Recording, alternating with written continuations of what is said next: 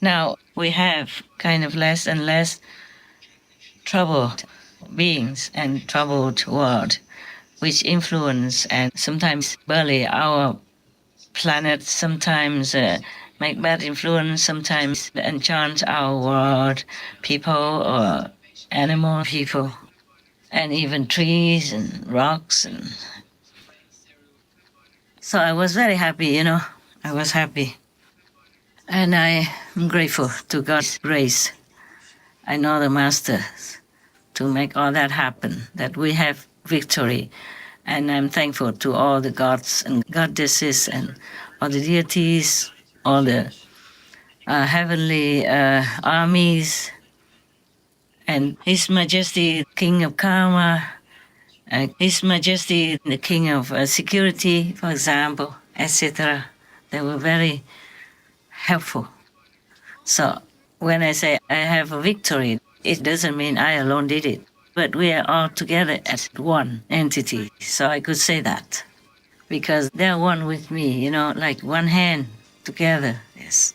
And I also forgot to tell you other things. After we defeated and destroyed the fighting world, so much cheering came to my attention. And they say, love from your loving world, love from your loving world, love from your loving world. They say that to me. Of course, we have to thank God Almighty and all the gods and goddesses and kings in heavens and earth, okay? But I never thought they would say, your loving word, meaning their loving word becomes my word. Actually, this world has been created, long, zillion years ago, before humans came into being. And even though they have more entities, more population than the fighting world, they are not made to fight, so they didn't know how. And after we eliminated the fighting world, the loving world became liberated, because before that, the fighting world was not just fighting with each other, but sometimes they got together and disturbed the other world around them, and they were oppressing the loving world very, very much, that they call for help, because they are not born to fight, you see? They are loving entities, loving beings, so they cannot fight, they don't know how. So it's easier for the fighting world to oppress them and abuse them. Finally, in desperation, they call for help, so we came and saved them, freed them. When they were freed, they all came and say, love from your loving world. I never thought any word was mine anyway, but they feel like now that I own them, or they own me, something. So they say, love from your loving world. At first I was taken aback. I said, your loving world? My loving world? They say, yes, we are yours. we are yours, Never cheering like that. It sounds easy to win, but it was a very, very fierce battle, Even though in the astral world, meaning in the invisible world, apart from this world, only in this world we can see, we can hear, we can touch. If any beings don't have the human body like the humans here have, then it's easier to take care of.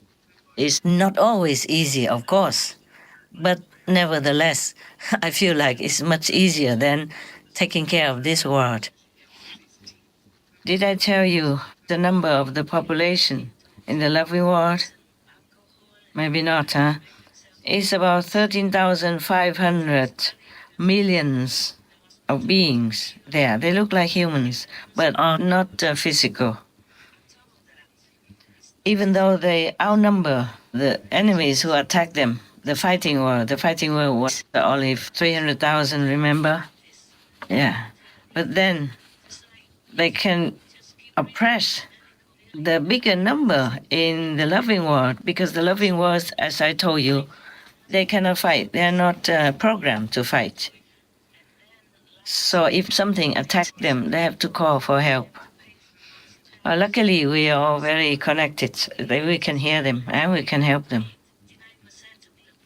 But the disturbing peace world also has more numbers than the fighting world. It's what 958,222 entities, yes? But even then, we overwhelmed them after some battle, fierce battle. Then we eliminated them already. But there are more worlds, even though they are not demons, but they carry vicious kind of energies. And with the humans' bad karma and degrading living standard, together, they make it difficult for heaven's beings, and for myself also. It's difficult to win that easily. But we are on the winning side, I told you already. So don't be too upset, don't be too depressed, okay? We still have a big, big, big hope to save this planet for the good beings only. This is a problem. Even if we are successful in saving the planet, that the planet will not be destroyed, only good people, good beings, good entities will be allowed to stay. The final judgment will be decided by highest heaven, by God. So it's not like if you are rich and famous, then you can survive. It's not like that. Yesterday, I was glancing at some of the world news because I often also search the news to send it to my team to air it for everybody to have kind of a quick glance at the whole world, what's happening in different countries. It's easier for you than if you sit down and search from one channel to another if you don't have time. We make it concentrated, compact, so it's easier to see, understand, and realize what kind of situation we are in, good or bad, in different time, in different countries. Also, I eliminate fake news from humans as well as from AI-generated information wherever it comes to my attention.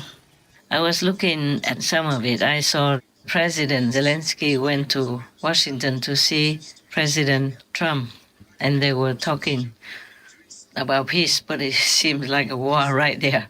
I guess there are many other details that happened before they officially sat there and talked to the reporters in America. From what I have seen, President Trump really wanted to have peace, to stop all the killings in Russia and in Ukraine due to the relentless war since 3 years already. Oh God, it's a long time, a lot of suffering. We help, but with whatever financial ways we can help and whatever things we can do. But it's not all that easy. I hope it will. I mean, I hope I'm going to be remembered as a peacemaker. This would be a great thing if we could do this. I'm doing this to save lives more than anything else. Second is to save a lot of money, but I consider that to be far less important. So I hope I'm going to, thank you, Brian, for that question. It was a nice question. I hope I'll be known and recognized as a peacemaker. This would be a great thing to solve. This is a very dangerous situation. This could lead to a third world war. This was headed in the wrong direction. One professor in Ukraine wrote a letter to me and asked me to send some people, my disciples, to his country to make a livelihood in a certain university. I did agree, and I did ask some people to go there. But it's not all that easy. All this time we have been helping, but we could never stay long, because to have a visa there is troublesome. And the working visa will cost you $800 or more. And to be a permanent resident is more difficult. Even the same in Africa, like Congo, Kinshasa. If you want to stay there, even with a working visa, it's difficult and you have to pay a lot. And if you want to have longer-term visa, you have to pay $3,000 or $4,000 and apply. But that doesn't mean that you will be accepted, and that the money that you pay in will be returned, even if you're not accepted. So it's difficult. So People criticize me why I am a practitioner and still do business. I don't do business so that I eat more than you do. You eat better at home than what I eat here. And you live in a better situation than where I live. More comfortable. Have running hot water, or over here I have to take shower in cold water. Even wash my hair in cold water. Hot water takes too long to cook. And you have to put it in many buckets. And in winter, you even put warm water. Just in a blink of an eye, you use it, it's cold water. So I don't care, I just use cold water. Just have to cover well so the wind doesn't come in and hurt you, that's all. So do not try to criticize too much, okay? Not just me, but anybody. You know, anybody that tries to do good to humans, to animal people, spending all their time and all their capabilities and finances to help. And just try to look into that. Do not criticize. What have they done wrong anyway? What have I done wrong? I'm just doing business. I'm taking in fair money, honest and clean money, and then giving it out to people, to whoever needs it, whenever God allows. Sometimes I have to pray, otherwise God doesn't allow me. Like, for example, if I want to give like 40,000 US dollars, God allows only 20,000. Then I just have to accept that, even if it breaks my heart. My life is not mine. You think I'm free? I'm not. I'm not free, because the world karma is upon me. And because of world karma, I have to do according to God's will. If you do nothing, then God leaves you alone. You don't have to give and take anything.